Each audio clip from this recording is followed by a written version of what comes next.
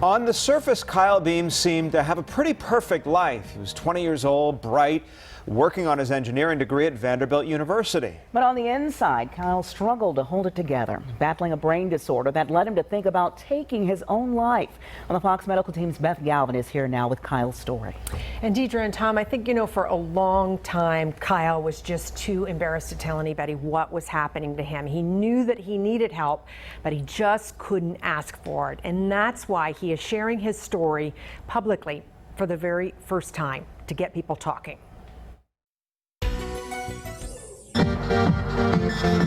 At 28, Kyle Behm has his music, a good job, and a message for anyone out there struggling.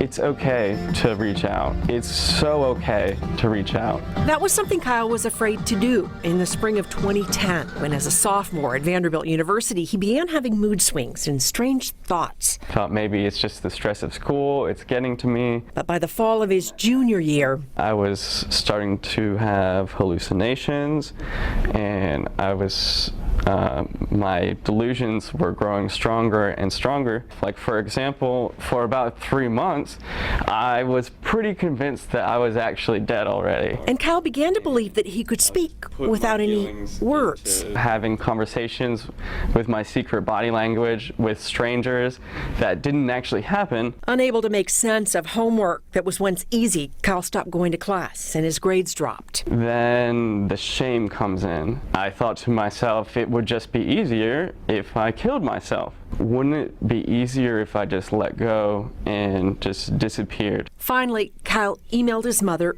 Ellen. I told her that I was having suicidal thoughts. That hit home because she had lost her father to suicide about 20 years earlier. It was frightening, but I think it also sort of put blinders on me. It's like, this is not happening to my son. This is not going to happen to my son.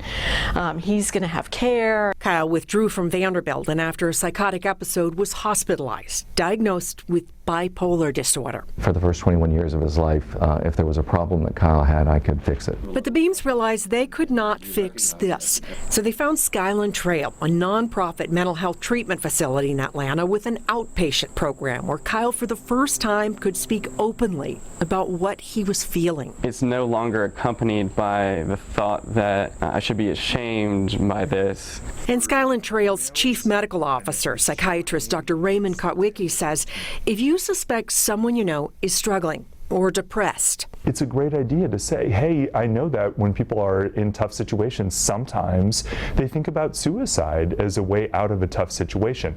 Are you thinking about suicide? And we know that by asking that question, you don't introduce the idea into somebody's head who's not already thinking about suicide. After completing treatment, Kyle went back to school and graduated with an engineering degree from Mercer University. It took a long time, but it was worth it. And today he takes medication and texts his counselor when he needs to. And Kyle Behm says he's sharing his story publicly for the very first time for anyone out there who is suffering in silence. Please, please reach out and just talk about it. And when we talk about it, we can finally do something about it.